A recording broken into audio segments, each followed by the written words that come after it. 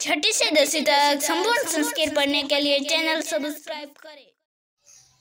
श्री गणेशाय नमः, सरस्वती नमः। नमस्कार बच्चों, कैसे हो?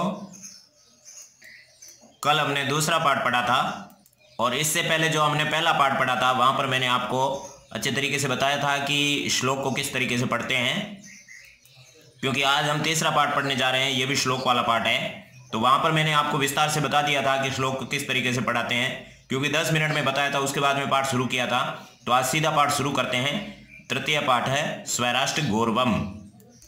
क्योंकि अपन बोर्ड पैटर्न के अनुसार पढ़ रहे हैं, तो बोर्ड पैटर्न के अनुसार श्लोक वाले पाठों के अंदर आपको क्या क्या पढ़ना है, इस चीज़ का हम अध्ययन कर रहे हैं। क्योंकि पुस्तक के पीछे जो प्रश्नोत्तर दिए हुए हैं वो सारे के सारे परीक्षा में नहीं पूछते हैं। परीक्षा में केवल आपके जो लघुत्रात्मक प्रश्न और वस्तुनिष्ठ प्रश्न हैं, उस तरह के संस्कृत में उत्तर वाले प्रश्न ही आपको पूछे जाते हैं।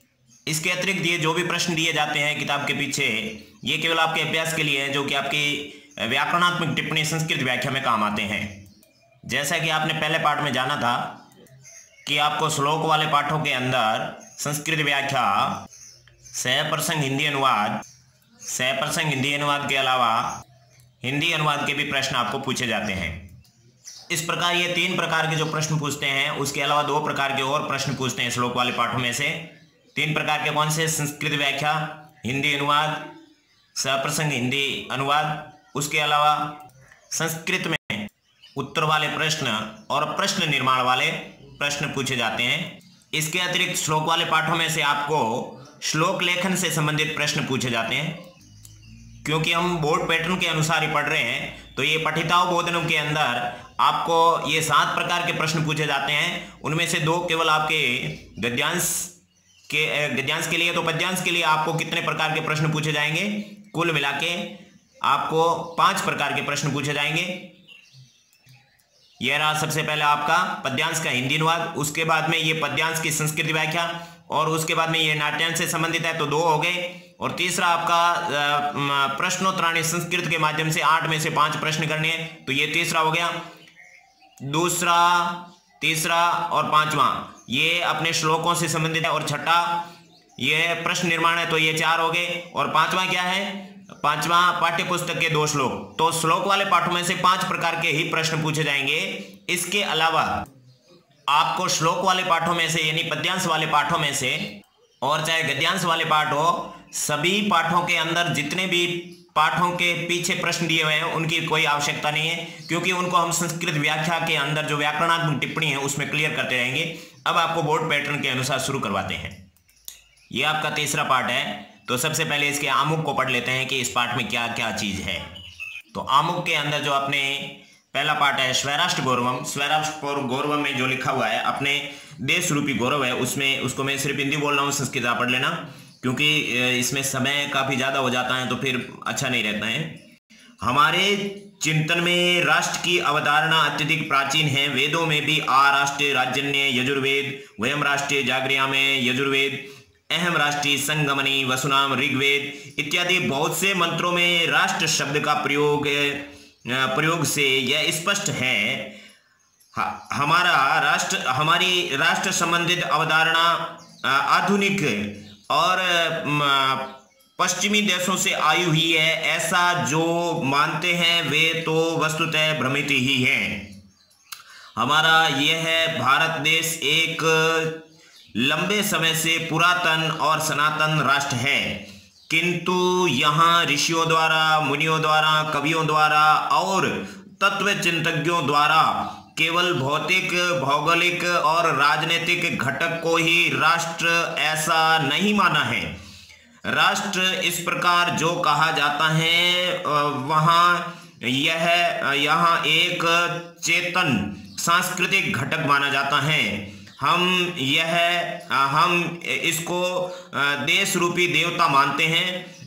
जो यह भारत हमारी दृष्टि में कोई मिट्टी का पिंड या भूखंड ऐसा मानते हैं। भूखंड है अपितु भूखंड नहीं है, अपितु मातृभूमि है। जैसा कि अथर्ववेद में माता भूमि पुत्रो अहम पृथ्व्या और ऋग्वेद में भी कहा है पृथ्वी माता द्यो में पिता, मातृभूमि, पितृभूमि, पुण्य भूमि, धर्म भूमि, कर्म भूमि और देवभूमि, इस प्रकार विभिन्न रूपों से उपमित हैं भुवन मोहन मोहिनी ये हमारी भारत माता।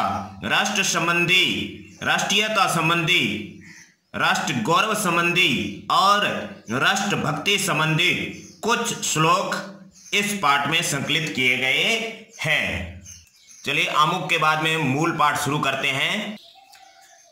उत्तरम यत् समुद्रस्य हिमाद्रेश्च दक्षिणम वर्षम तद भारतम नाम भारती यत्र संतति।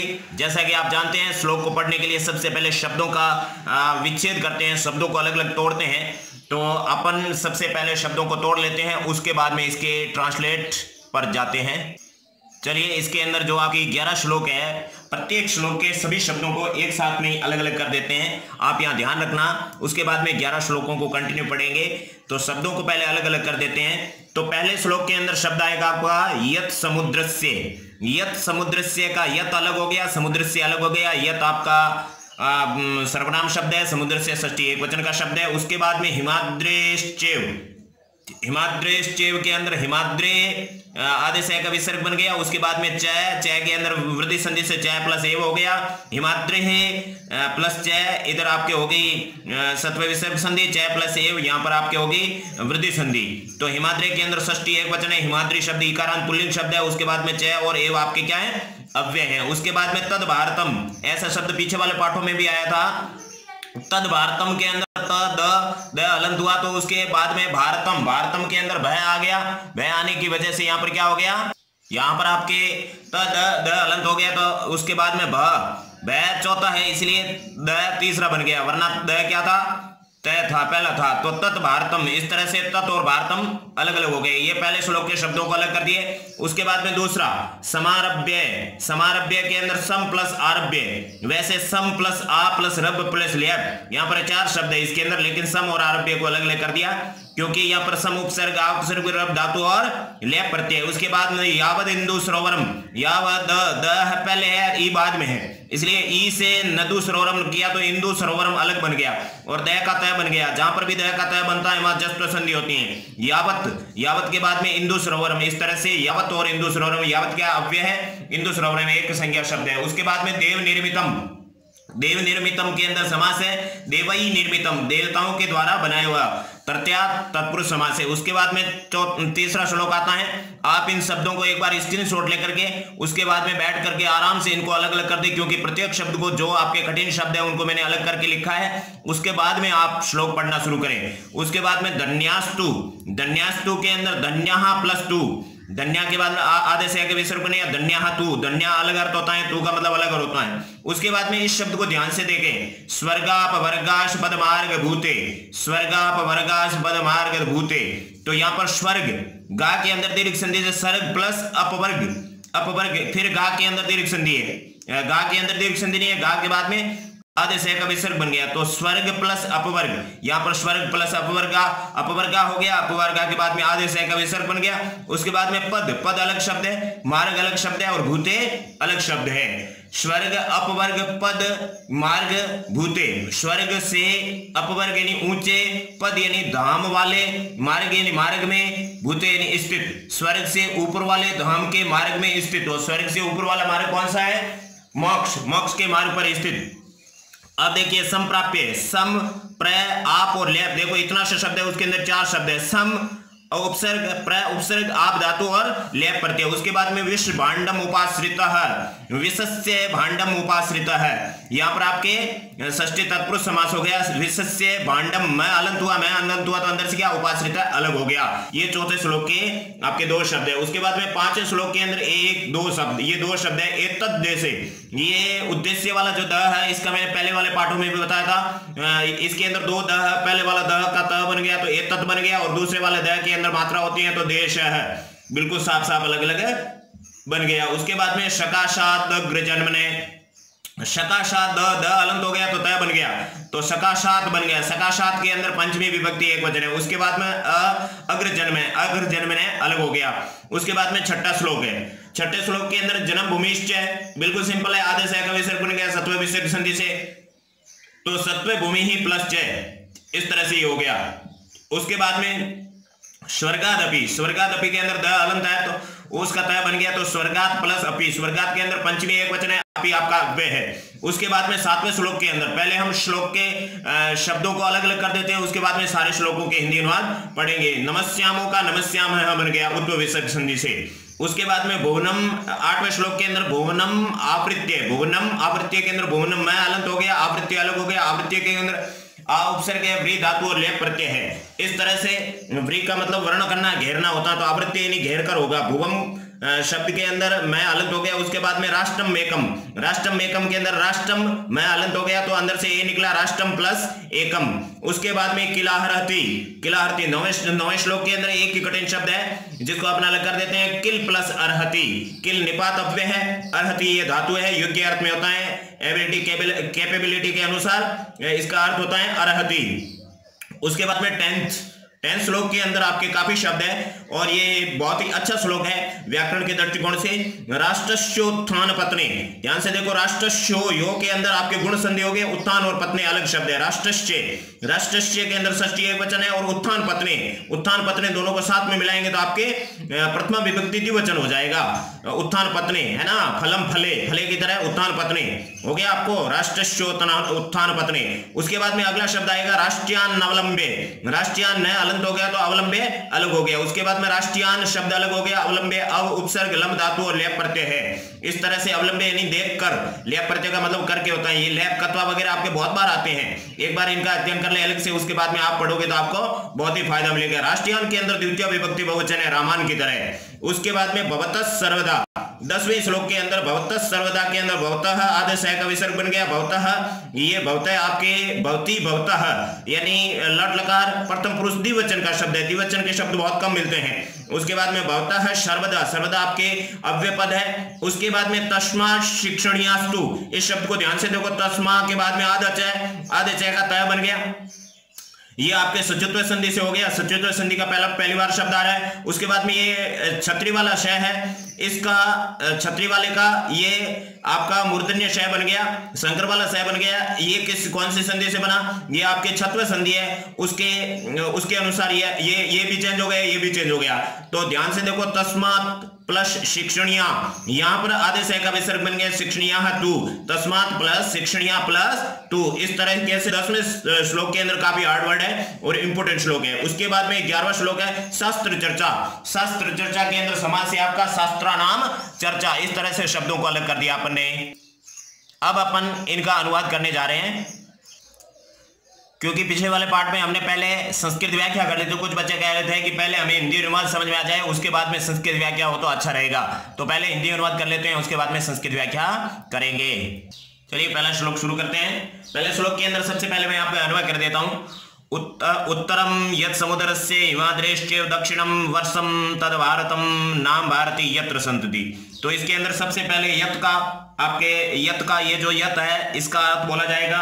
उसके बाद में आपके समुद्र से, यत् समुद्र से उत्तरम, यत् समुद्र से उत्तरम, याद हो गया। पहले अन्वय हिंदी के अनुसार शब्दों को सेट करते हैं, उसके बाद में हिंदी बोलेंगे व्याकरण के अनुसार।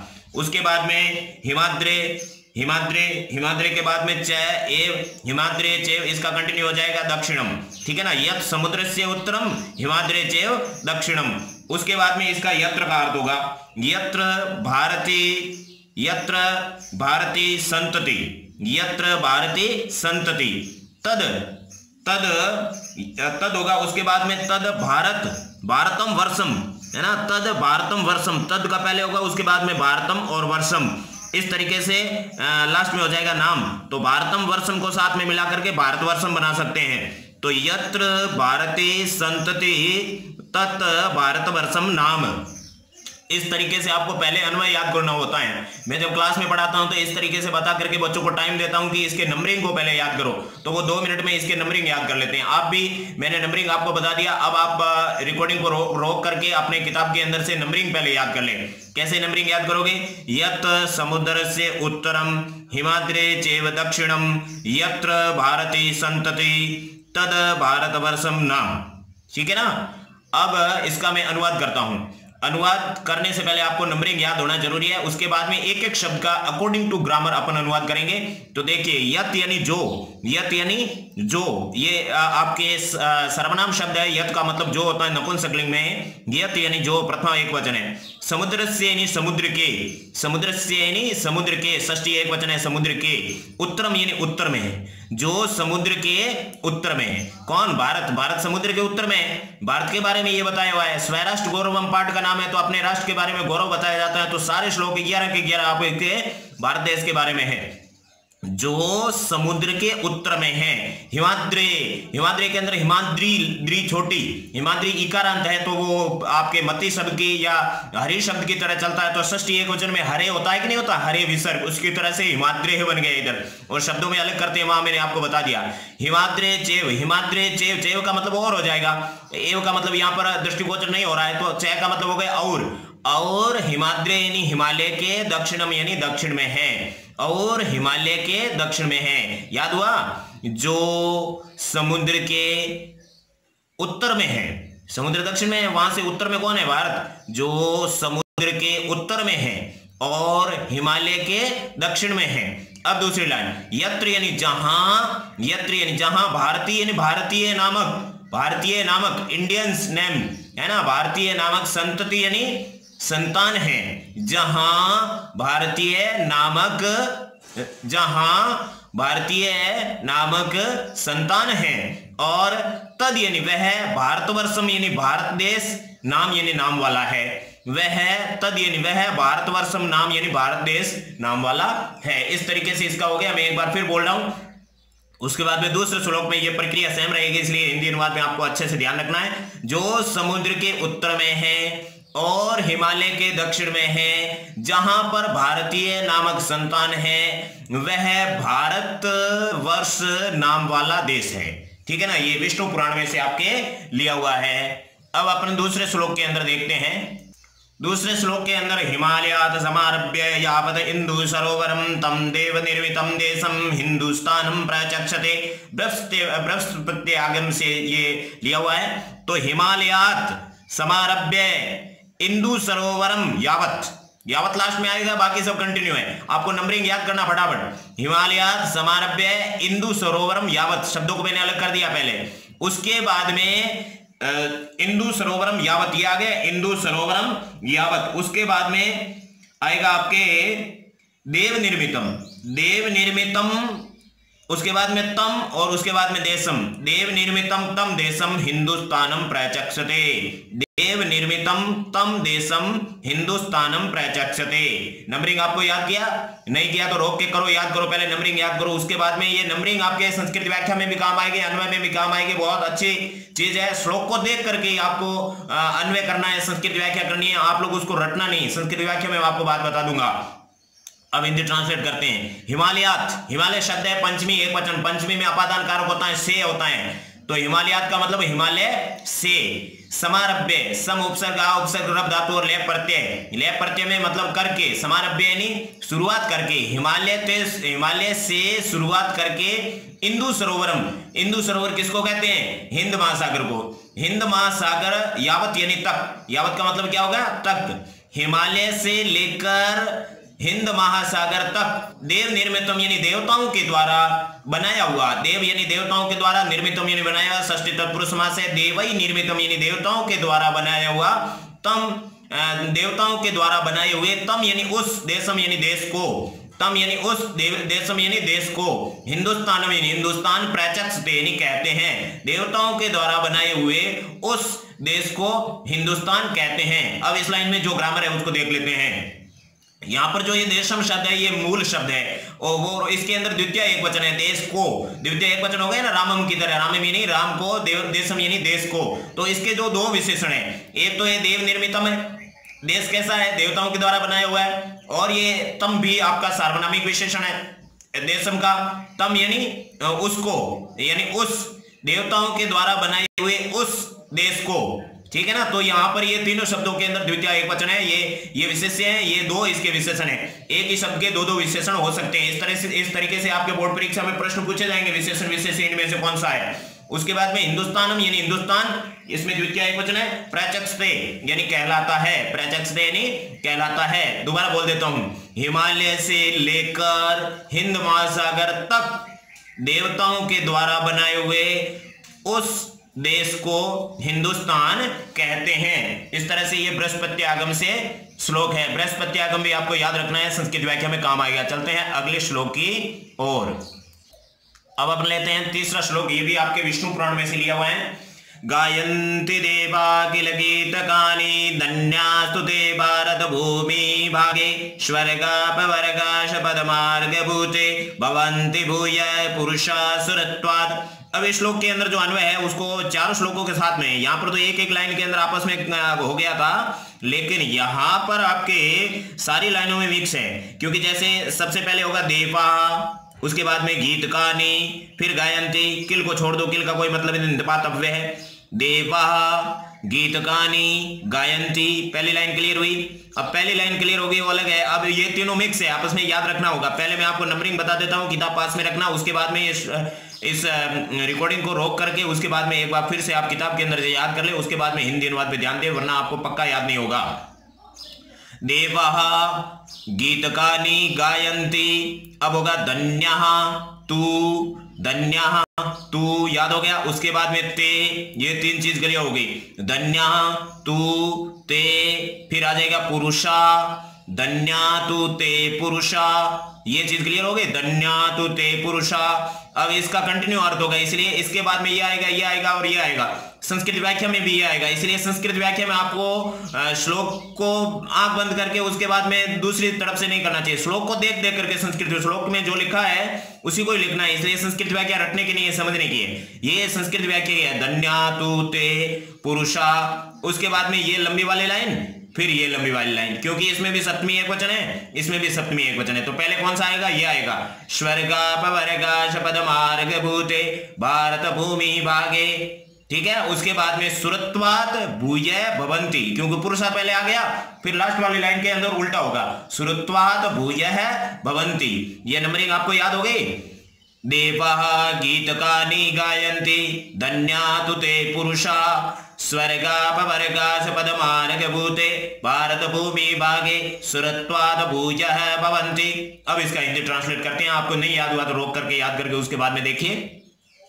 देवः यानी देवता, गीतकानि यानी गीत, गायन्ति यानी गाते हैं। देवता गीत गाते हैं, देवता गीत गाते हैं। धन्य यानी धन्य, तू यानी तो, ते यानी वे लोग होते हैं, वे पुरुषा यानी पुरुष होते हैं। ते के अंदर भी क्या है, ते के अंदर भी प्रथमा विभक्ति बहुवचन है, सै तौ ते, और पुरुषा के अंदर भी प्रथमा विभक्ति बहुवचन है। तो ये पुरुषा का ये विशेषण है, ते सार्वनामिक विशेषण है। पुरुषा यानी पुरुष भवन होते हैं, ठीक है ना। भवंती किसी और के लिए, इसलिए यहां पर संति अपने को लगाना होगा। किताब के पीछे भी संति लिखा हुआ है। धन्या यानी धन्य, तू यानी तो, ते यानी वे, पुरुषा यानी पुरुष होते हैं। वे धन्य तो वे पुरुष होते हैं। कौन से पुरुष होते हैं, स्वर्गापवर्गाश पदमार्ग भूते भारत भूमि भागे सुरत्वात् भूय भवन्ति, वो धन्य होते हैं। अब कैसे होते हैं, स्वर्ग अपवर्ग पद मार्ग भूते, ये शब्दार्थ में भी मैंने बताया था। स्वर्ग यानी स्वर्ग के, अपवर्ग यानी ऊपर वाले, पद यानी धाम के, मार्ग भूते यानी मार्ग में स्थित, मार्ग में स्थित, स्वर्ग से ऊपर वाले धाम के मार्ग में स्थित, अर्थात स्वर्ग के ऊपर वाला धाम कौन है, मोक्ष, मोक्ष के मार्ग में स्थित। भारत भूमि भागे यानी भारत भूमि के भूभाग पर, भारत भूमि के, भारत यानी भारत की भूमि यानी भूमि के भागे यानी भूभाग पर सुरत्वात्, सुरत्वात् के अंदर सुरत्व शब्द है। सुर देवता को कहते हैं, उसके अंदर त्व प्रत्यय जुड़ा, त्व प्रत्यय के बाद में वो संज्ञा शब्द बन गया, संज्ञा शब्द बन गया तो उसका पंचमी विभक्ति एक वचन में क्या बन गया, सुरत्वात्। सुरत्वात् यानी देवत्व के कारण, देवत्व से, भूय यानी बार बार, भवंती यानी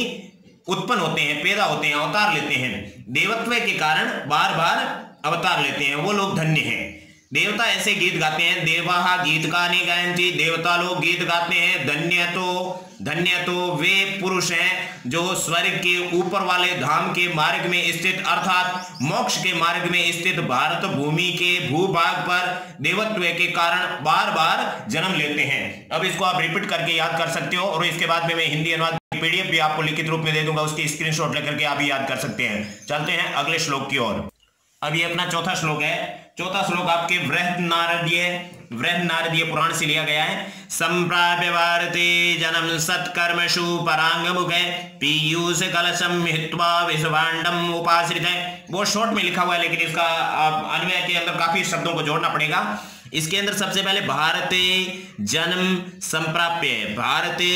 संप्राप्य सत्कर्मसु परांगमुखे याद हो गया। भारते जन्म संप्राप्य सत्कर्मसु परांगमुखे विष पीयूष कलशम हित्वा विष भांडम उपाश्रित है। इसका कंटिन्यू होगा, इसके अंदर बहुत सिंपल मामला हो गया आपके। तो ऊपर भारते जन्म संप्राप्य, उसके बाद में अपि यह जने, ऐसा अपन को जोड़ना पड़ेगा। अपि यह जने सत्कर्मसु परांगमुखे के बाद में भी भवती जोड़ना पड़ेगा, भवती। उसके बाद में सपुरुष है पीयूष कलशम हित्वा विषपांडम उपाश्रिता है। इस तरह से इसका हिंदी ट्रांसलेट होगा। शब्दों को आपने याद कर लिया, उसके बाद में आप देखते हैं हिंदी अनुवाद। भारते सप्तमी एक वचन है। भारत में जन्म यानी जन्म, संप्राप्य यानी प्राप्त करके, सम उपसर्ग प्रय उपसर्ग आप धातु और लेप प्रत्यय है। तो संप्राप्य, प्राप्त का मतलब प्राप्त करना, लेप प्रत्यय होता प्राप्त करके। भारत में जन्म प्राप्त करके जो मनुष्य अपन मन से जोड़ देंगे, जो मनुष्य भारत में जन्म प्राप्त करके भी जो मनुष्य याद हो रहा है। एक एक शब्द को फिक्स याद करोगे तो आपको पक्का याद हो जाएगा। कर्मशु के अंदर सप्तमी विभक्ति एक वचन है। तो सत्कर्मशु यानी अच्छे कार्य से परांगमुख यानी विमुख हो जाता है। भारत में जन्म प्राप्त करके भी जो मनुष्य अच्छे कार्यों से विमुख हो जाता है, अच्छे कार्यों में विमुख हो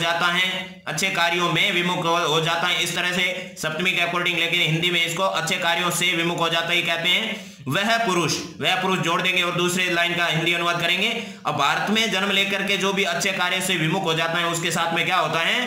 पीयूष कलशम, पीयूष का मतलब अमृत के, कलशम यानी कलश को, अमृत कलश को, हित्वा यानी छोड़कर, हित्वा ह्री धातु कत्वा प्रत्यय, ह्री का मतलब छोड़ना, हित्वा यानी छोड़कर, विष भांडम, विष यानी जहर के, भांडम यानी घड़े का, उपाश्रित यानी सहारा ले लेता है, जहर से भरे हुए घड़े का सहारा ले लेता है। जो भारत में जन्म लेकर के भी अच्छे कार्यों से विमुख हो जाता है, वह पुरुष जहर से बड़े अमृत के कलश को, अमृत के घड़े को छोड़कर जहर के घड़े का सहारा ले लेता है। ये आपका श्लोक था बृहन्नारदीय पुराण से। बृहन्नारदीय भी याद रखना, आपके संस्कृत व्याख्या में काम आएगा। अब इसके बाद में आपका पांचवा श्लोक लेते हैं।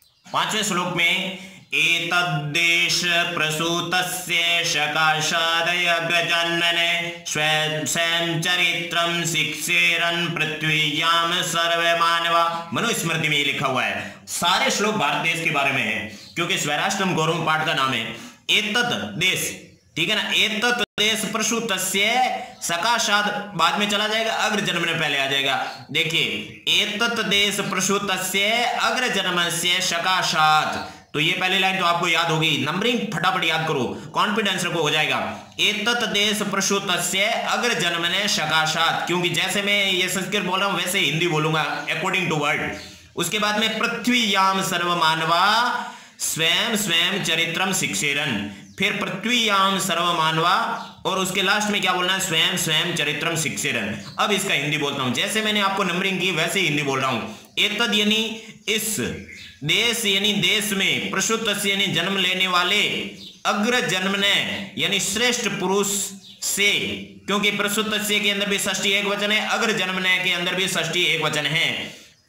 इस देश में जन्म लेने वाले अग्र जन्मने यानी श्रेष्ठ मनुष्य के सकाशात यानी पास से, सकाश शब्द है, पंचमी एक वचन है, पंचमी में क्या होता है? से, सकाशात यानी पास से।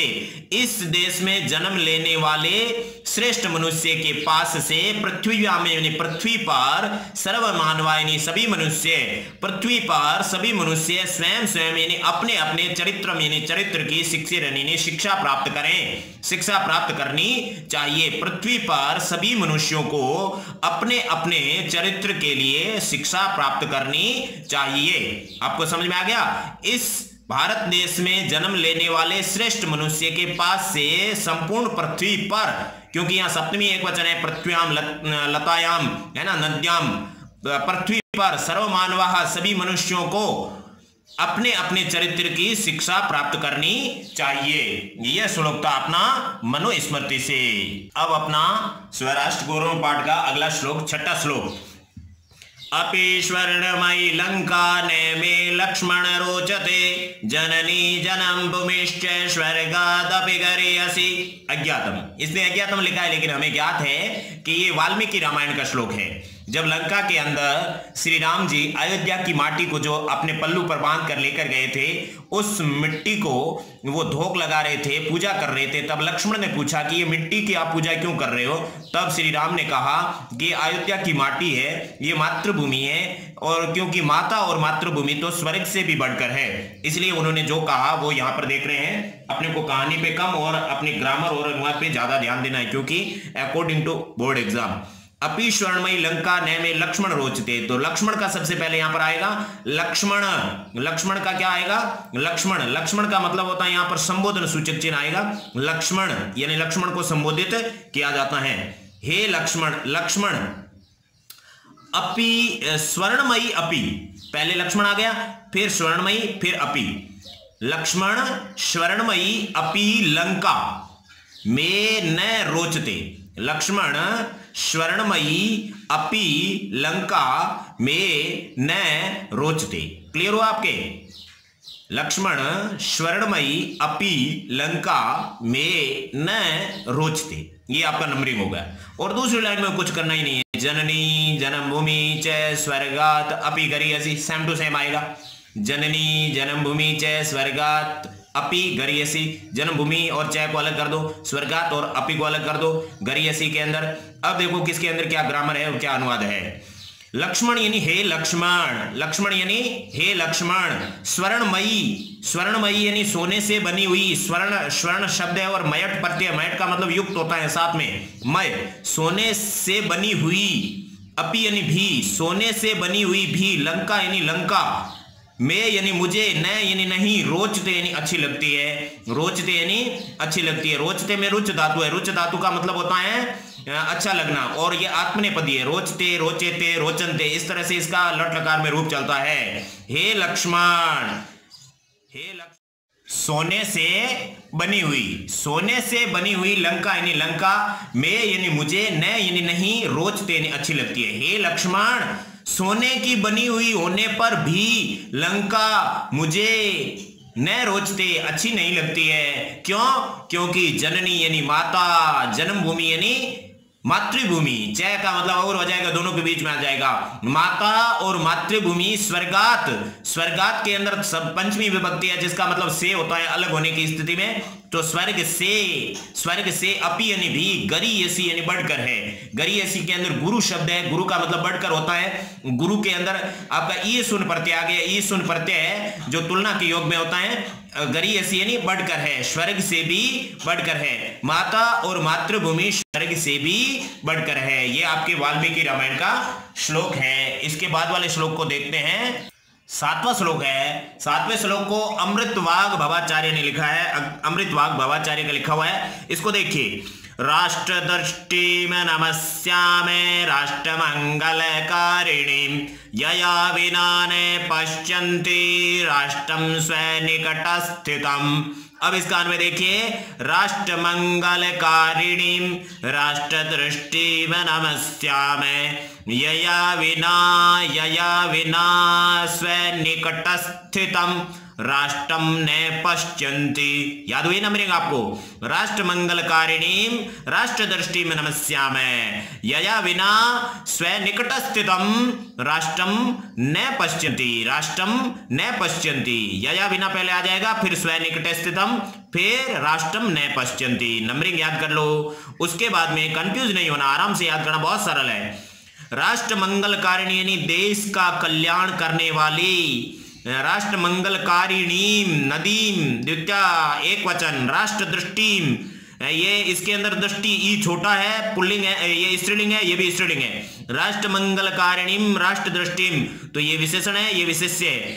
राष्ट्र का कल्याण करने वाली राष्ट्र दृष्टि यानी राष्ट्र दृष्टि को नमस्यामे यानी नमस्कार करते हैं, नमस्यामे यानी नमस्कार करते हैं, नमस्यामे यानी नमस्कार करेंगे। यहां पर नम धातु लटकार है और उत्तम पुरुष बहुवचन है, और उत्तम पुरुष बहुवचन का कर्ता मैंने आपको क्या बताया कल पाठ में, उत्तम पुरुष बहुवचन का कर्ता होता है वयम, वयम नमस्यामे, हम नमस्कार करते हैं। राष्ट्र ये हो गया। उसके बाद में देश का कल्याण करने वाली राष्ट्र दृष्टि को हम नमस्कार करते हैं। यया यानी जिसके, यया यत सर्वनाम शब्द है, तृतीय एक वचन है, स्त्रीलिंग है। यया लतिया है ना, लतिया की तरह लास्ट में आपको मोड़ समझ में आ जाएगी, शब्द रूप आप याद करो, उसके बिना आप पढ़ोगे बहुत हार्मफुल है। यया यानी जिसके, विना यानी बिना, विना आपके अव्यय शब्द है, जिसके बिना, स्वयं निकटस्थितम, स्वयं यानी अपने निकटस्थितम यानी पास में स्थित, अपने पास में स्थित, राष्ट्रम यानी देश को, न पश्यन्ति यानी नहीं देख सकते, जिसके बिना अपने पास में स्थित होने पर भी देश को नहीं देख सकते। यानी एक देश का कल्याण करने वाली राष्ट्र दृष्टि होती है, उसको नमस्कार करना चाहिए। हमारी राष्ट्र दृष्टि का मतलब देशभक्ति होती है, उसको नमस्कार करते हैं, जिसके बिना पास में स्थित होने पर भी अपना देश नहीं दिखाई देता है। इस तरह से अमृतवाग भवाचार्य ने ये अपना 7वां श्लोक लिखा। अब अपना 8वां श्लोक है, बहुत ही सिंपल है। समान संस्कृति मताम यावती पितृ पुण्यभू तावती भूवम आवर्त्य राष्ट्रम एकम निगद्यते। यहां पर जो आपके हैं इस श्लोक के अंदर ये कंटिन्यू आएगा, ये आपके कंटिन्यू आएगा, पहली लाइन कंटिन्यू आएगी, दूसरी लाइन भी कंटिन्यू आएगी, लेकिन यहां पर जो एकम है, एकम के अंदर आपके राष्ट्रम और एकम, इसको आप अलग अलग कर देते हो, एकम पहले आ जाएगा, राष्ट्रम बाद में आ जाएगा, बाकी सब आपके अन्वय सेम है। समान संस्कृति मताम, फिर जना नाम बीच में जोड़ना पड़ेगा। यावती पितृ पुण्यभू, यावती पितृ पुण्यभू, उसके बाद में तावती भूवम आवर्त्य एकम राष्ट्रम निगद्यते। बिल्कुल सिंपल है, हाथों हाथ याद हो गए, रोक के आपको फिर से याद करने की जरूरत नहीं है। यहां पर जना नाम जोड़ना है और यहां पर एकम इधर लाना है, राष्ट्रम इधर लाना है। मैं हलंत हुआ तो एकम इधर से निकल गया। ये शब्द तोड़ना ही आपको नहीं आता तो अनुवाद पढ़ने की आपको कोई जरूरत नहीं है, क्योंकि आपसे नहीं होगा।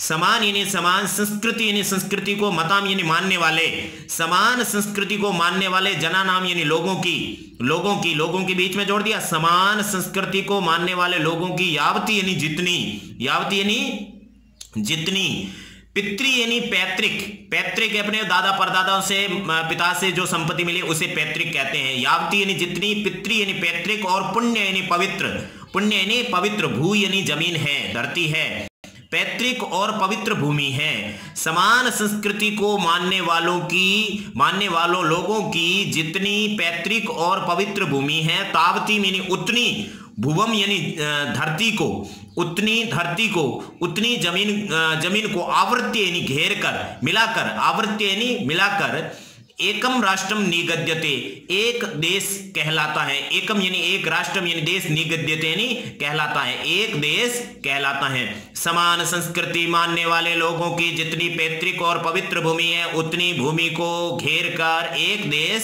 कहलाता है। इस तरह से ये अपना कौन सा श्लोक हो गया, 8वां। अब अपना 9वां श्लोक है। पितृभूत्वं पुण्यभूत्वं द्वयं यस्य न विद्यते तस्य श्वेत्वं तत्र राष्ट्रे भवितुं न किल अर्हति। अब इसके अंदर भी सेम है, बहुत सिंपल है। पितृभूत्वं पुण्यभूत्वं द्वयं यस्य न विद्यते तस्य, उसके बाद में तत्र राष्ट्रे आएगा, तस्य तत्र राष्ट्रे श्वेत्वं भवितुं न अर्हति, किल का कोई अर्थ नहीं है, तो तस्य तत्र राष्ट्रे स्वेत्वं भवितुं न अर्हति, स्वेत्वं भवितुं न किल अर्हति, ऐसे भी आप कर सकते हो। अब इसका हिंदी अनुवाद देखो।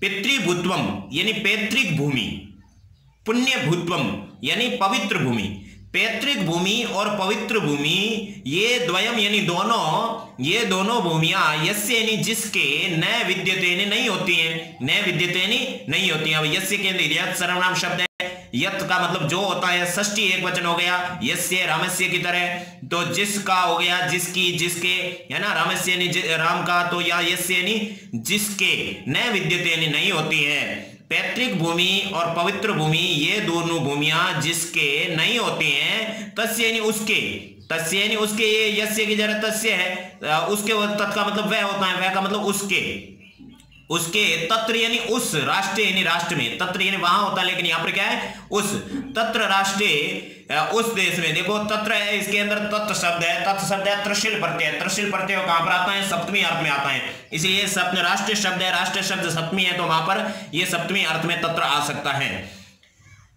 तस्य यानी उसके, तत्र राष्ट्रीय यानी उस देश में, तत्र राष्ट्रीय यानी उस देश में, स्वैत्वम यानी अपनापन, न भवितुम अर्हति नहीं हो सकता, न यानी नहीं, भवितुम अर्हति, भवितुम अर्ह धातु के योग में तुम प्रत्यातों के लिए अर्थ नहीं होता है, अर्ह का मतलब योग्य, न भवितुम अर्हति यानी नहीं हो सकता, उसके उस देश में अपनापन नहीं हो सकता, ठीक है ना। जिसके पैतृक भूमि और पवित्र भूमि ये दोनों भूमियां जिसके नहीं होती हैं, उसके उस देश में अपनापन नहीं हो सकता। इस तरह से अपना 9वां श्लोक भी पूरा हो गया। अब ये अपना है 10वां श्लोक है, राष्ट्रस्योत्थान पत्ने राष्ट्रियाने अवलंबे ही भवतः सर्वदा तस्मात् शिक्षणीयास्तु राष्ट्रीयः। अब इसके अंदर दोनों लाइनों का साथ में, एक एक लाइन का अलग अलग हो जाता है ठीक रहता है, लेकिन यहां पर इसका साथ में है राष्ट्रस्योत्थान पत्ने राष्ट्रियान। देखो राष्ट्र से उत्थान पत्ने, मैंने आपके 10वें श्लोक के अंदर आपको बताया था कि इसके अंदर काफी कठिन शब्द है, उन कठिन शब्दों को अलग अलग करना है, उसके बाद में इसका अर्थ करना है। तो ये बहुत अच्छा श्लोक है ग्रामर के दृष्टिकोण से। राष्ट्र से उत्थान पत्ने राष्ट्रियान, न अलग हो गया, अवलंबे, उसके बाद में भवतः सर्वदा अलग हो गया, तस्मात् और शिक्षणीय अलग हो गया, तू अलग हो गया, राष्ट्रीय अलग है। अब इसके बाद में इसका अन्वय मैं कर रहा हूं, ध्यान से देखें। राष्ट्रियान का सबसे पहले आपको बोलना है राष्ट्रियान, उसके बाद में अवलंबे, अवलंबे के बाद में ही निपातव्य, उसका कोई मतलब नहीं है, लिखो या मत लिखो। राष्ट्रियान अवलंबे, राष्ट्रियान अवलंबे, राष्ट्रियान अवलंबे, इस तरीके से आपका हो गया राष्ट्रियान अवलंबे। उसके बाद में राष्ट्रस्य, ठीक है ना, पहले राष्ट्रियान फिर अवलंबे फिर राष्ट्रस्य फिर उत्थान पत्ने, उसके बाद में भवतः, भवतः इसके साथ में, ठीक है ना, ऊपर वाली लाइन के साथ में राष्ट्रियान अवलंबे राष्ट्रस्य उत्थान पत्ने भवतः है। उसके बाद में तस्मात्, उसके बाद में क्या आएगा तस्मात्, तस्मात् के बाद में आएगा राष्ट्रीयः, उसके बाद में आएगा राष्ट्रीय, उसके बाद में तू, तस्मात् राष्ट्रीय तू, फिर सर्वदा शिक्षणीया, सर्वदा शिक्षणीया, तस्मात् राष्ट्रीय तू सर्वदा शिक्षणीया। याद हो गया। अब इसका हिंदी ट्रांसलेट देखो। राष्ट्रियान के अंदर द्वितीय विभक्ति बहुवचन है, द्वितीय में को लगता है, तो राष्ट्रीय, राष्ट्रियान, राष्ट्रियान कौन होते हैं, देशवासियों को, देशवासियों को, राष्ट्रियान यानी देशवासियों को, देशवासियों को, अवलंबे यानी देखकर ही, देखकर, अवलंबे के अंदर लेप प्रत्यय, अवलंब का मतलब देखना, देशवासियों को देखकर ही, राष्ट्र से यानी देश का, देश के, क्योंकि उत्थान पत्ने ये द्विवचन है, उत्थान और पतन दोनों शब्द है, दोनों के होने की वजह से इसका रूप चलता है, तो वो द्विवचन में ही चलेगा। फलम फले, फले की तरह उत्थान पत्ने, उत्थान और पतन ये प्रथमा विभक्ति के शब्द है, ये द्विवचन के बहुत रेयर मिलते हैं। तो राष्ट्रियान यानी देशवासियों को, अवलंबे यानी देखकर, राष्ट्र यानी देश के, उत्थान और पतन, उत्थान है चाहे पतन है चाहे, यहाँ पर द्वंद्व समास भी है, देश का उत्थान और पतन भवतः है यानी होते हैं। भवतः के अंदर आपको मालूम है भवती भवतः, ये पहले मैंने शब्दों को अलग किया तभी बताया था। भवता है यानी होते हैं, भवती यानी होता है, भवता है यानी दो होते हैं, भवंती यानी सभी होते हैं, तो यहाँ पर भवता यानी होते हैं क्या, दो, उत्थान और पतन। देशवासियों को देखकर ही देश का उत्थान और पतन होता है। तस्मात् यानी इसलिए, तस्मात् यानी इसलिए, राष्ट्रीय यानी देशवासियों को, तू यानी तो, सर्वदा यानी हमेशा, शिक्षण यानी शिक्षित करना चाहिए। तस्मात् यानी इसलिए, राष्ट्रीय यानी देशवासियों को, तू यानी तो, सर्वदा यानी हमेशा, शिक्षण यानी शिक्षित करना चाहिए। देशवासियों को देखकर ही देश का उत्थान और पतन होते हैं, इसलिए देशवासियों को तो हमेशा शिक्षित करना चाहिए। इस तरीके से ये आपका 10वां श्लोक हो गया। अब आपका 11वां श्लोक है विद्या शस्त्रम च शास्त्रम च द्वे विद्ये प्रतिपत्तये शस्त्रेण रक्षिते राष्ट्रे शास्त्र चर्चा प्रवर्तते। तो यहां पर आपके शस्त्रम विद्या शास्त्रम विद्या, विद्या को 2 बार बोलना पड़ेगा। शस्त्रम विद्या च शास्त्रम विद्या च द्वे विद्ये प्रतिपत्ते, यह में हो गया। उसके बाद में शस्त्रेण राष्ट्रे रक्षिते, शस्त्रेण राष्ट्रे रक्षिते शास्त्र चर्चा प्रवर्तते। तो यहां पर आपके शस्त्र विद्या यानी शस्त्र विद्या च यानी और शास्त्र विद्या यानी शास्त्र विद्या, शस्त्र विद्या और शास्त्र विद्या द्वे विद्ये, यहां पर ये द्विवचन में देखो द्वे शब्द है, ये संख्यात्मक शब्द होते हैं, तीनों लिंगों में अलग अलग चलते हैं 4 तक। उसके बाद में 5 से लगाकर सब है, तीनों लिंगों में समान चलते हैं। तो द्वे द्वे यहां पर विद्ये ये स्त्रीलिंग शब्द है, इसलिए ये स्त्रीलिंग में आया है, ठीक है ना। द्वे 2 शब्द है वो हमेशा द्विवचन में चलता है, एक वचन और बहुवचन में नहीं होता है। तो द्वे विद्ये यानी 2 विद्याएं, शस्त्र विद्या और शास्त्र विद्या द्वे विद्या यानी ये 2 विद्याएं प्रतिपत्ति यानी प्राप्त करनी चाहिए, प्राप्त करनी चाहिए। क्योंकि शस्त्र विद्या भी प्राप्त करनी चाहिए और शास्त्र विद्या ही प्राप्त करनी चाहिए। पहले शस्त्र विद्या का वर्णन है, क्यों कहा? क्योंकि शस्त्रेण यानी शस्त्र के द्वारा या शस्त्र विद्या के द्वारा राष्ट्र यानी देश के रक्षित यानी रक्षित होने पर, देश के रक्षित होने पर, क्योंकि यहाँ पर राष्ट्र और रक्षित दोनों के अंदर सप्तमी एक वचन है तो पर बाद में आएगा। कल भी इस तरीके का एक शब्द आया था, शस्त्रेण यानी शस्त्रों के द्वारा राष्ट्र यानी देश के रक्षित यानी रक्षित होने पर ही शास्त्र चर्चा प्रवर्तते यानी शास्त्रों की चर्चा की जा सकती है, शास्त्रों की चर्चा की जा सकती है। शास्त्र चर्चा के अंदर षष्ठी तत्पुरुष समास है, शास्त्र नाम चर्चा प्रवर्तते यानी की जा सकती है, ये चाणक्य ने लिखा था। अब दोबारा देख लो, शस्त्र विद्या और शास्त्र विद्या ये 2 विद्याएं प्राप्त करनी चाहिए, क्योंकि शस्त्र विद्या के द्वारा राष्ट्र के रक्षित होने पर शास्त्रों की चर्चा की जा सकती है। इस तरीके से अपने अनुवाद वाला काम पूरा हो गया है। अनुवाद के लिए आपको क्या करना है कि प्रत्येक श्लोक को, अनुवाद को मैंने जिस तरीके से पढ़ाया उसको याद करके उसके बाद में इस रिकॉर्डिंग को रोक करके आप किताब के अंदर उसकी प्रैक्टिस करो, बिना देखे मन में प्रैक्टिस करो, जहां भूल जाते हैं वहां पर उसको रोक करके वापस देखो। इस तरीके से आपका अनुवाद क्लियर होगा। अनुवाद ग्रामर के अकॉर्डिंग क्लियर होता है तो कोई भी क्वेश्चन याद करने की जरूरत नहीं है, प्रश्नोत्तर याद करने की जरूरत नहीं है और प्रश्न निर्माण याद करने की जरूरत नहीं है, संस्कृत व्याख्या याद करने की जरूरत नहीं है। इसी श्लोकों के अंदर सारा कुछ मैटर भरा हुआ है, इसलिए आप इसको अच्छी तरीके से श्लोक वाइज कर लो तो उसके बाद में आपको कोई चीज करने की जरूरत नहीं है। अब अपन चलते हैं संस्कृत व्याख्या की ओर। संस्कृत व्याख्या में अपन ज्यादा टाइम नहीं लगाएंगे क्योंकि अपन पहले पार्ट में कर चुके हैं तो तरीका आपको बात मालूम है। सबसे पहले श्लोक है, श्लोक के बाद में आपका अन्वय है। श्लोक अभी अपन ने पढ़ लिया, अन्वय भी पढ़ लिया, इसलिए यहाँ पर टाइम वेस्ट नहीं होगा, अन्वय आपको पक्का याद भी है। उसके बाद में संदर्भ, संदर्भ के अंदर इस पार्ट के अंदर आपको क्या याद रखना है? संदर्भ मैंने आपको पिछले पार्ट में, पहले पार्ट में बताया था कि पूरी किताब का सेम होता है, केवल आपको उसके पाठ का नाम और उसके ग्रंथ का नाम, कवि का नाम चेंज करना है। तो यहाँ पर संदर्भ देखो, प्रस्तुतोऽयं पद्यांशे अस्माकं पाठ्यपुस्तकस्य स्पंदना इति पुस्तकस्य राष्ट्रगौरवम् इति शीर्षकात् पाठात् उद्धृतो अस्ति। अयं पद्यांश विष्णु पुराण इति ग्रंथात् संकलित अस्ति। कवि का नाम यहाँ पर लिखने की जरूरत नहीं है क्योंकि विष्णु पुराण ग्रंथ आ गया, उसके बाद में ये आपका संदर्भ पूरा हो गया। इस तरीके से आपका जो बोर्ड परीक्षा में प्रश्न पूछा जाएगा उसके अंदर आपके जो ये अन्वय 1 नंबर का, संदर्भ 1 नंबर का, प्रसंग 1 नंबर का, संस्कृत व्याख्या 1 नंबर की, व्याकरणात्मक टिप्पणी 1 नंबर की, उसके अलावा भी आप कुछ एडिशन करते हो तो उससे इंपरेटिव होकर के नेक्स्ट वाले क्वेश्चन में आपको अच्छे अंक प्राप्त हो सकते हैं। तो ये संदर्भ आपने पहली बार देख लिया है। पहला श्लोक है वो आपको मैं अच्छे तरीके से यहाँ पर बता रहा हूँ, दूसरे और तीसरे में आपको शॉर्ट में बताया जाएगा, लेकिन जो व्याख्या पहले श्लोक में की गई है इसी तरीके से 11 के 11 श्लोक के अंदर आपको व्याख्या करनी है।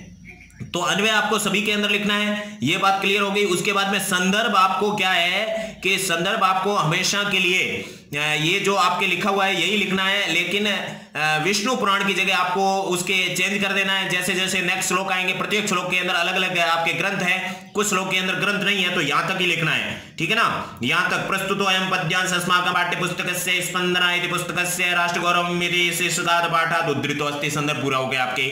उसके बाद में प्रसंग, पद्ये अस्मिन् भारतवर्षस्य भौगोलिक दशाया वर्णनं कुर्वन् अस्य विशेषताया वर्णनं कुरुते। तो ये जो आपका कॉमन है ये 11 के 11 श्लोक के अंदर यही रहेगा, और इसमें कुछ आप चाहते हो तो उसके कर सकते हो, लेकिन ये यही बेटर रहेगा, क्योंकि बार बार जितना पूरे किताब के जितने रटने पड़ते हैं उसमें अपन कंफ्यूज हो जाते हैं, इसलिए एक पार्ट का एक ही संदर्भ और प्रसंग बनाया गया है। संदर्भ तो पूरी किताब का एक ही है। पद्य अस्मिन भारतवर्ष से, इस पद्यांश में भारत देश की भौगोलिक दशा का वर्णन करते हुए इसकी विशेषता का वर्णन किया हुआ है, बात खत्म। उसके बाद में संस्कृत व्याख्या, संस्कृत व्याख्या अकॉर्डिंग टू अन्वय है, लेकिन कुछ चेंजिंग की है। यत देशम, जो देश हिंद महासागर नाम समुद्र से उत्तर दिशि अस्ति, हिमाद्रे यानी हिमालय से च दक्षिण दिशि अस्ति, यत्र भारतीय यानी भारतीय इति नाम संतति अस्ति, तद देशस्य नाम भारतवर्षम अस्ति। ये थोड़ा सा व्याख्या का मतलब थोड़ा सा हट करके किया, तो आप इसके अंदर लिख दो और कुछ शब्द एडिशन करने हैं आपको। अन्वय हमेशा इसके अंदर से, परीक्षा के अंदर इतनी बड़ी संस्कृत व्याख्या को देख करके डरना नहीं है, आपको श्लोक को देख देख करके सारी चीज करनी है। श्लोक को देख करके अन्वय आप सीखे, जो नंबरिंग किया था आपने अभी अनुवाद में, वह नंबरिंग ही अन्वय है। उसके बाद में संदर्भ पूरी बुक्स का सेम है, तो आपको तो इसको देख करके ये लिखना है, कोई आपको रट के नहीं जाना है। और ये तो पूरा रटना तो एक बार ही रटना, पूरी बुक का सेम है, आपको पाठ का नाम और इसके ग्रंथ का नाम याद रखना है। और प्रसंग आपको एक पार्ट में एक ही दिया गया है, पहले पार्ट का भी पूरे पार्ट का प्रसंग सेम था और दूसरे पार्ट का भी सेम है, तो एक बार रट लिया तो उस पूरे श्लोकों में काम आ जाएगा। अब रही बात संस्कृत व्याख्या की, तो संस्कृत व्याख्या अन्वय सेम है, तो आपको तो कुछ करना ही नहीं है, लेकिन अन्वय के अंदर क्या शब्द एडिशन करना है उसको आपको याद रखना है, यहाँ पर जो शब्द है। उसके बाद में व्याकरणात्मक टिप्पणी, तो मैंने जो आपको हिंदी अनुवाद पढ़ाया उसी के अंदर ही सारी बता दी थी आपको, अगर याद रही है तो, नहीं तो यहाँ से आपको याद कर लेनी है। इसके अलावा मैंने केवल 5 लिखी है, तो जितने शब्द है उसके अंदर आपकी व्याकरणात्मक टिप्पणी बढ़ा करके भी लिख सकते हैं। यहाँ पर यत सर्वनाम शब्द है, नपुंसकलिंग प्रथमा एक वचन है, समुद्र से समुद्र नपुंसकलिंग शब्द है, षष्ठी विभक्ति एक वचन का है। हिमाद्रेश के अंदर हिमाद्री प्लस च प्लस एव है, क्रमशः पहली सत्व विसर्ग संधि और दूसरी कौन सी है, वृद्धि अच संधि है ये। उसके बाद में तद भारतम, तत् प्लस भारतम जस्त्व व्यंजन संधि है। और उसके बाद में संतति, संतति ईकारांत स्त्रीलिंग शब्द है, प्रथमा विभक्ति एक वचन है। इस तरीके से आपकी संस्कृत व्याख्या हो गई। तो संस्कृत व्याख्या कितनी सरल है बच्चों, बहुत ही सरल है। इससे आप जितने डरते हो, क्योंकि आपके टीचर या तो संस्कृत व्याख्या पढ़ाते ही नहीं है, और पढ़ाते हैं तो भाई उसके अंदर कोई सेंसिटिविटी नहीं रहती है कि कॉमन चीज क्या है, कॉमन चीज पूरी किताब की सेम होगी, वो याद होगी, तो उसके बाद में बच्चों को लोड नहीं पड़ता है। एक एक श्लोक की पूरी पूरी संस्कृत व्याख्या रटने जाओगे तो इतनी आपके दिमाग की कितनी मेमोरी है। इस तरीके से कॉमन बात के अनुसार अपने पूरी किताब की संस्कृत व्याख्या क्लियर हो सकते हैं। चलिए दूसरे श्लोक की ओर। अब इस दूसरे श्लोक के अंदर संस्कृत व्याख्या मैंने यहाँ पर ये श्लोक भी नहीं लिखा है क्योंकि श्लोक बुक में लिखा हुआ है। उसके बाद में संदर्भ भी नहीं लिखा है, प्रसंग लिखा है 3 प्रथम श्लोक की तरह है, ठीक है ना।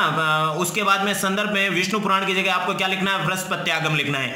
उसके बाद में अन्वय मैंने यहाँ पर लिख दिया, नहीं लिखता तो भी चलता, क्योंकि आपके अन्वय पहले मैं करा चुका हूँ, वो बोल करके याद करा चुका हूँ, लेकिन आपकी सुविधा के लिए यहाँ पर लिख दिया है। किताब के पीछे भी लिखे हुए हैं वो सेम यहाँ पर है, तो आपको ये अन्वय इस तरीके से लिख देना। उसके बाद में संस्कृत व्याख्या में जो शब्द मैंने एडिशन किए हैं उसको आपको याद रखना है। एक बार मैं पढ़ लेता हूँ। हिमालयात समारभ्य हिंद महासागर इंदु सरोवरम यावदय भूभागम अस्ति स देव निर्मितम भागम हिंदुस्तानम इति नाम देशो अस्ति। उसके बाद में व्याकरणात्मक टिप्पणी है। हिमालयात के अंदर हिमालय शब्द है, पंचमी विभक्ति एक वचन है। समारभ्य के अंदर सम आंग, सम उपसर्ग, आंग उपसर्ग और रब धातु और लय प्रत्यय है। यावत इंदु सरोवर में, यावत प्लस इंदु सरोवर में और जस्व हल संधि है। उसके बाद में तम है तो तत् सर्वनाम शब्द है, पुल्लिंग है, द्वितीय विभक्ति एक वचन है। शब्द रूप में जाकर के आप चेक कर सकते हो। देव निर्मितम के अंदर देवई निर्मितम तत्पुरुष समास है। इस तरीके से आपकी व्याकरण टिप्पणी होगी।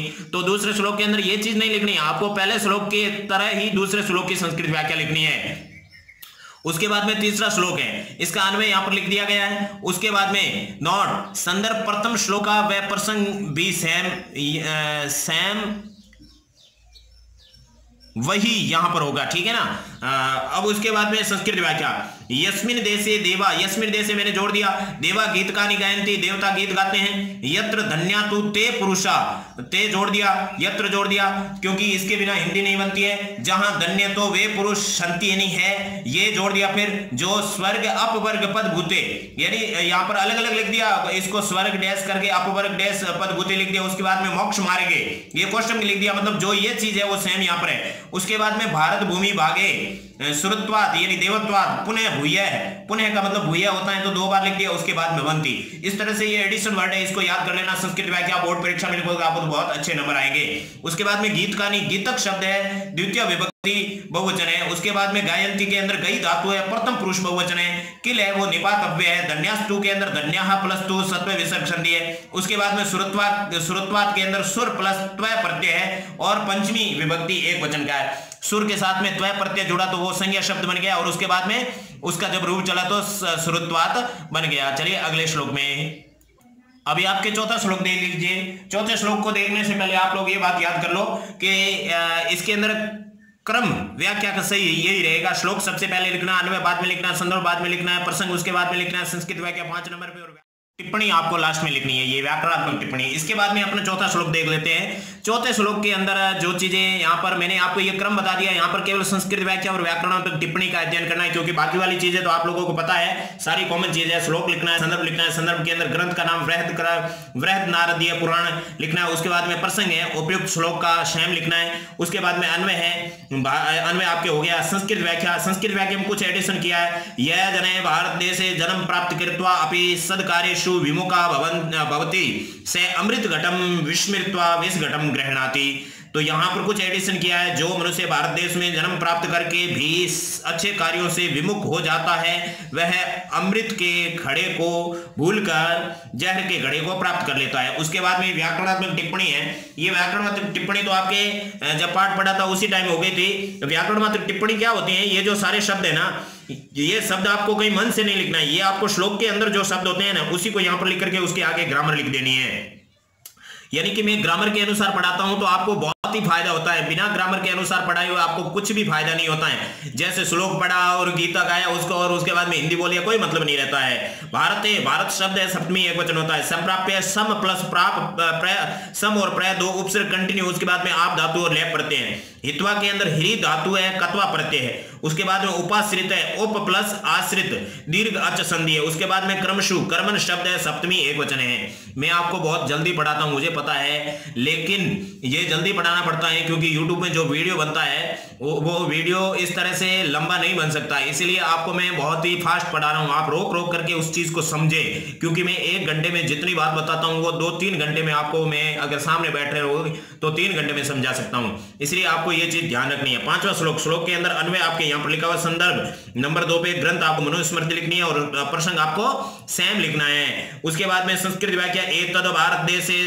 जन्म प्राप्तस्य श्रेष्ठ जनस्य सकाशाद पृथ्व्याम सर्वे मानवा स्वाम चरितार्थम शिक्षाम प्राप्नुवन्ति। हिंदी अनुवाद, इस देश में जन्म लेने वाले, इस भारत देश में जन्म प्राप्त करने वाले श्रेष्ठ मनुष्य के पास से पृथ्वी पर सभी मनुष्य अपने चरित्र की शिक्षा प्राप्त करते हैं। व्याकरणात्मक टिप्पणी, एतद देश, एतद प्लस देश हो गया तो मतलब जस्ट हल संधि होगी। उसके बाद में सकाशाद अग्र जन्म ने, सकाशाद प्लस अग्र जन्म ने हो गया। उसके बाद में ये तय हलंत हो गया, तो ये कौन सी, ये भी आपके जस्ट हल संधि है, व्यंजन संधि है।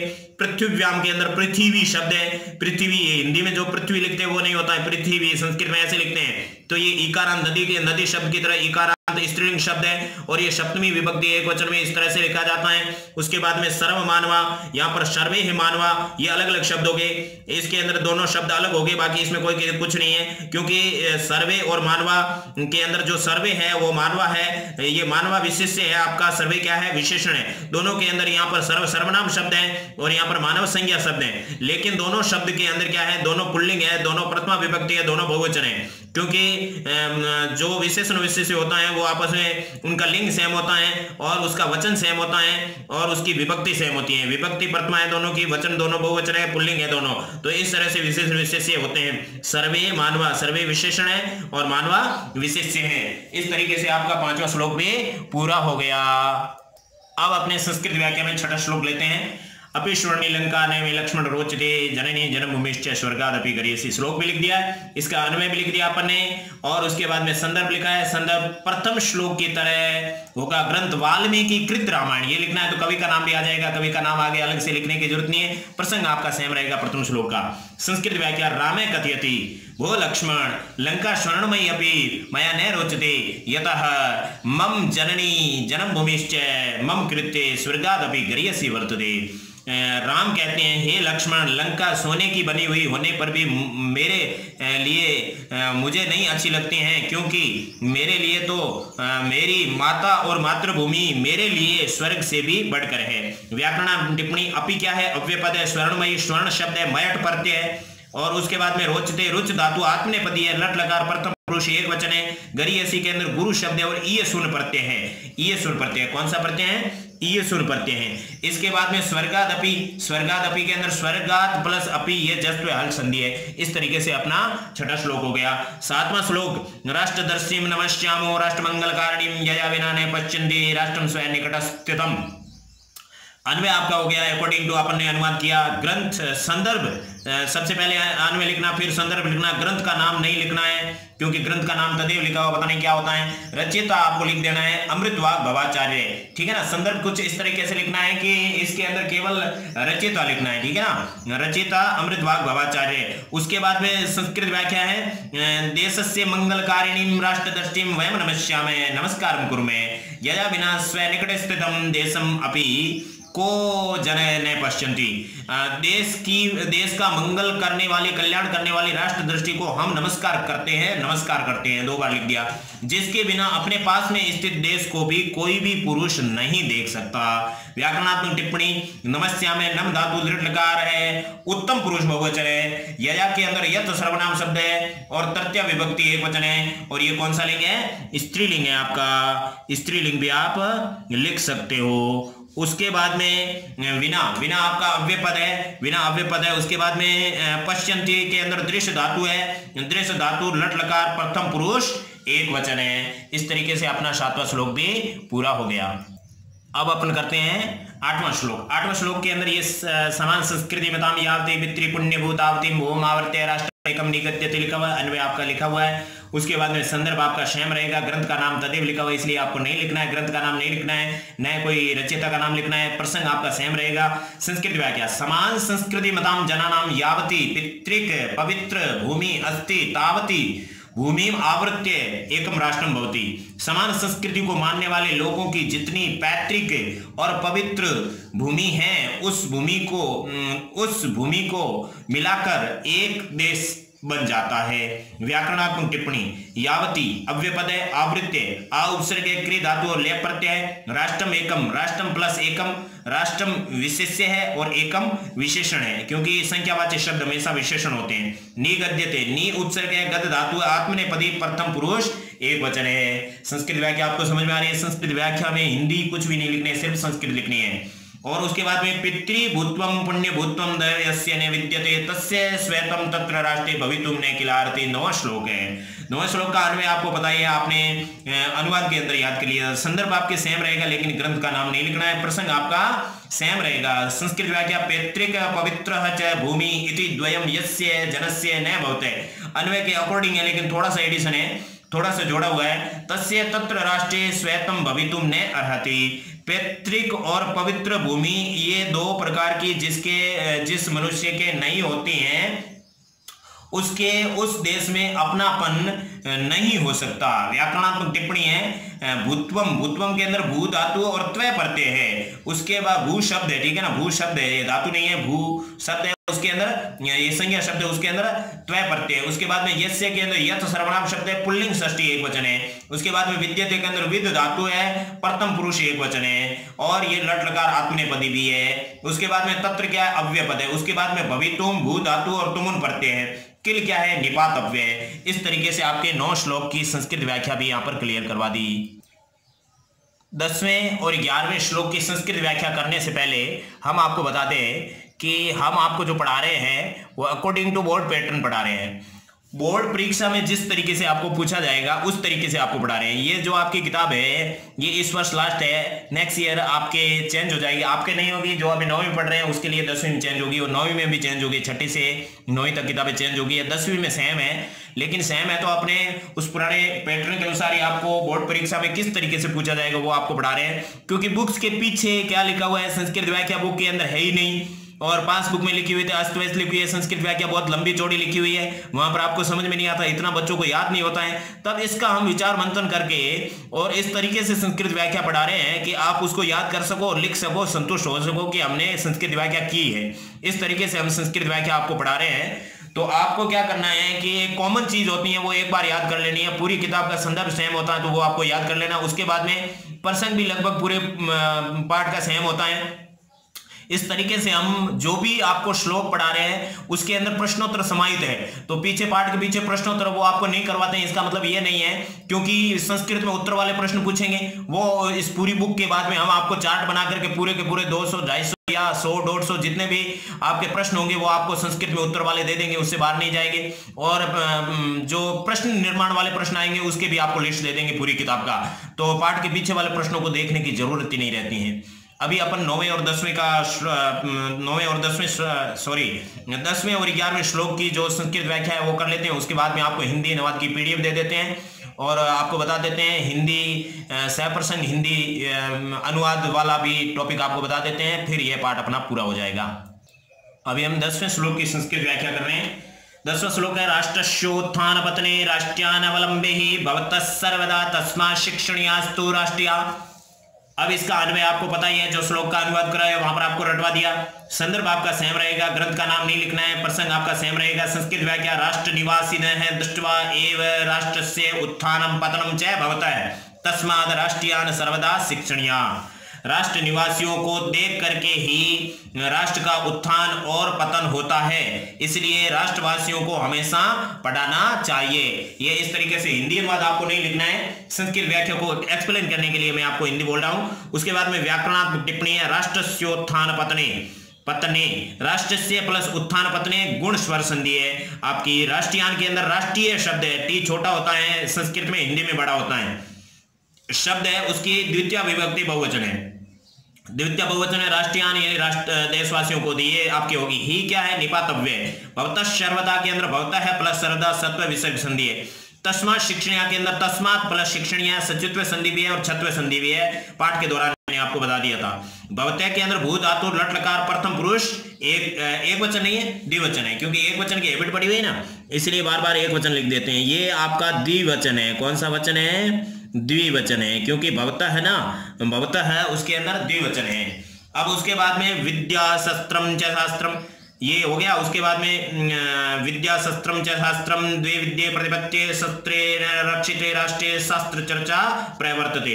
अन्वय यहाँ पर आपका लिखा हुआ है। संदर्भ आपको सेम लिखना है, ग्रंथ का नाम नहीं लिखना है, रचयिता का नाम चाणक्य लिखना है, क्योंकि चाणक्य ने पता नहीं कौन सी बुक में से ये लिखा है उसका पता नहीं है, इसलिए आपको अर्थशास्त्र वगैरह नहीं लिखना है, क्योंकि ग्रंथ का नाम नहीं लिखना है, रचयिता का नाम चाणक्य लिख देना। प्रसंग आपका सेम रहेगा। संस्कृत व्याख्या शस्त्र विद्या च इति द्वे विद्ये प्रतिपत्ते एव यतो ही शस्त्रेण रक्षिते राष्ट्रे शास्त्राणाम चर्चा प्रवर्तते। इसको मैंने अलग कर दिया, ये तो ये जोड़ दिया है। शस्त्र विद्या और शास्त्र विद्या ये दो प्रकार की विद्याएं प्राप्त करनी चाहिए, क्योंकि शस्त्र विद्या के द्वारा रक्षित राष्ट्र में ही शास्त्रों की चर्चा की जा सकती है। व्याकरणात्मक टिप्पणी, विद्ये शब्द है ना, वो विद्या आकारांत स्त्रीलिंग शब्द है, उसका प्रथमा विभक्ति द्विवचन है। द्वे विद्ये, यहाँ पर द्वे विशेषण और विद्ये क्या है, विशेष्य। शस्त्रेण, शस्त्र शब्द है, तृतीय विभक्ति एक वचन है। रक्षिते, रक्ष धातु कत प्रत्यय से रक्षित बना, और रक्षित बन गया तो धातु नहीं रहा, क्या बन गया, रक्षित का मतलब रक्षा किया हुआ, मतलब संज्ञा शब्द बन गया। रक्ष धातु के अंदर कत प्रत्यय जुड़ा तो रक्षित बन गया, और रक्षित के अंदर सप्तमी विभक्ति एक वचन में रक्षिते बन गया। जब ये क्रिया है तो इसका धातु रूप शब्द रूप कैसे हुआ, क्रिया के अंदर प्रत्यय जोड़ करके उसका अपन संज्ञा बना करके उसका शब्द रूप चला सकते हैं। शास्त्र चर्चा, शास्त्राणाम चर्चा, षष्ठी विभक्ति तत्पुरुष समास। इस आधार पर अपनी संस्कृत व्याख्या पूरी होगी। बच्चों, संस्कृत व्याख्या आपके कोई कठिन नहीं है, इसको आप थोड़ा सा ध्यान लगा के करो, सरल हो जाएगा। हम इतना मेहनत करके इतने अच्छे अच्छे नोट्स बना करके आपको पढ़ा रहे हैं, तो आपको क्या है कि कम टाइम में ज्यादा पढ़ाई हो जाएगी। और अगर इस तरह के नोट्स आपको प्राप्त नहीं होते हैं तो आपके होता ही नहीं है, 10वीं आपके चली जाएगी और होगा ही नहीं। संस्कृत व्याख्या क्या है, पाठों को कैसे पढ़ते हैं, अनुवाद कैसे करते हैं, उसमें ग्रामेटिकल क्या है, ये सारा होगा ही नहीं और आपके 10वीं चली जाएगी। इसलिए आप लोगों को क्या है कि ये इस तरीके से प्रत्येक श्लोक के अंदर हम ये बिना आलस किए लिख करके आपको दे रहे हैं। उसका मतलब ये नहीं है कि मतलब आप इसको इग्नोर कर दो। इसमें थोड़ी सी मेहनत आपको करनी है। ये बहुत ही सरल और सहज तरीके से ज्यादा आप बोर्ड परीक्षा में लिख सको उस तरह की तैयारी हम करवा रहे हैं। तो आपको भी इस तैयारी के अंदर 100 में से 100 नंबर लाने होंगे। अब अपन लोगों ने वैसे हिंदी अनुवाद कर लिया था, लेकिन फिर भी ये हिंदी अनुवाद के जो प्रश्न पूछे जाते हैं, ये आपके परीक्षा में जो भी हिंदी अनुवाद संबंधी हिंदी अनुवाद या तो हिंदी अनुवाद पूछेंगे या सप्रसंग हिंदी अनुवाद पूछेंगे। अगर हिंदी अनुवाद पूछे तो आपको कितनी चीज लिखनी है? अन्वय लिखना है, अनुवाद लिखना और व्याकरणात्मक टिप्पणी लिखनी है। 3 बिंदु आपको लिखने हैं। और अगर परीक्षा में आपको पूछे सप्रसंग अनुवाद, तो प्रश्न क्या पूछेंगे? सप्रसंग हिंदी अनुवाद करनी है, तो उसके अंदर आपको 5 चीजें लिखनी है। लेकिन ये जो रेड में लिखा है हिंदी अनुवाद, ये संस्कृत व्याख्या की तरह नहीं है। बाकी संस्कृत व्याख्या की तरह अन्वय भी आपको लिखना है संस्कृत में। अन्वय तो संस्कृत में होगा, चाहे हिंदी व्याख्या हो चाहे संस्कृत व्याख्या हो। तो सप्रसंग हिंदी अनुवाद में अन्वय आपको लिखना है संस्कृत में, संदर्भ आपको हिंदी में लिखना है, प्रसंग हिंदी में लिखना है, हिंदी अनुवाद हिंदी में लिखना है, और अन्य व्याकरण टिप्पणी तो सेम रहेगी दोनों के अंदर। तो अन्वय और व्याकरण टिप्पणी सेम रहेगी, और बाकी आपके संदर्भ, प्रसंग और हिंदी अनुवाद है, ये आपके हिंदी में हो गए। ये 5 चीज यहाँ पर मैंने लिखी है। यहाँ पर सप्रसंग हिंदी अनुवाद के लिए लिखी है। बाकी हिंदी अनुवाद के अंदर आपको केवल अन्वय लिखना है, उसके बाद में अनुवाद और व्याकरण टिप्पणी लिख देना, संदर्भ प्रसंग आपको नहीं लिखने हैं।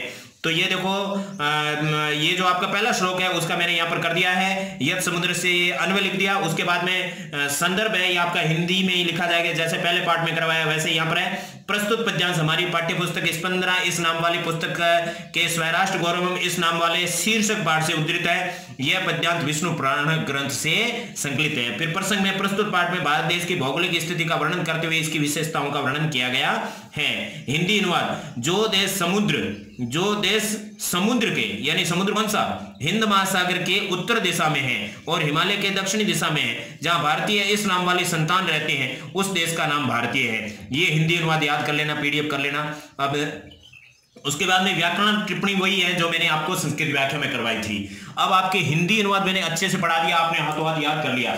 लेकिन याद रहे, हिंदी अनुवाद आपको और ज्यादा याद करने के लिए मैं आपको एक पीडीएफ दे देता हूं। पहले श्लोक की यहाँ पर है, पहले श्लोक की तो यहाँ पर हिंदी अनुवाद दिया हुआ है, और दूसरे से लगाकर 11वें तक की पीडीएफ मैं अभी आपको दिखा देता हूं। उसका स्क्रीनशॉट लेकर के आप अपनी कॉपी में नोट डाउन कर लें, जो कि मैंने जैसा पढ़ाया है वैसा का वैसा वहां लिखा हुआ है, जो पासबुक में या किसी अन्य के पास नहीं है। जैसा मैंने पढ़ाया व्याकरण के अनुसार वैसा ही वहां पर हिंदी का मोड लिखा हुआ है।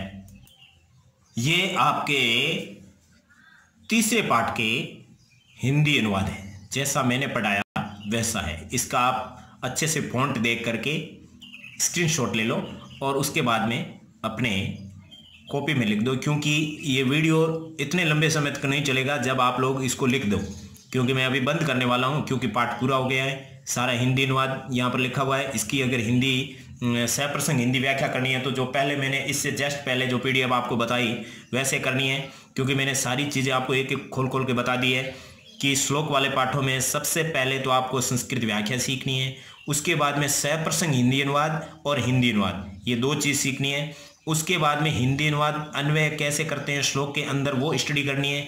उसके बाद में प्रश्न संस्कृत में उत्तर वाले वो पूरी किताब के आपको सेम दे देंगे। उसके बाद में प्रश्न निर्माण वाले उत्तर के प्रश्न बनाने वो करने हैं। उसके बाद में श्लोक लेखन है। ये सारी चीज़ें श्लोक वाले पाठ में होती हैं। गद्य पाठ में क्या होती हैं वो मैंने कल बता दिया। इसके बाद में अपन चौथा पाठ पढ़ेंगे।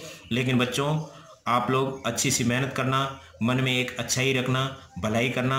मैं इस तरीके से ये इतने सारे नोट्स बना करके और आप तक प्रेषित कर रहा हूँ, इसमें मुझे कोई प्रॉफिट नहीं है। आपका भला होगा तो भगवान हमारा भला करेगा। हमेशा भगवान में आस्था रखो, भगवान में विश्वास रखो। भगवान बहुत अच्छे हैं, वो हमारा भलाई करते हैं। इसलिए आपका भगवान भला करें, हमारा भी भला करें। हे भगवान, भला सभी का करो, शुरू हमसे करो। जय हिंद, जय भारत, जयतु संस्कृतम। 6ठी से 10वीं तक संपूर्ण संस्कृत पढ़ने के लिए चैनल सब्सक्राइब करें।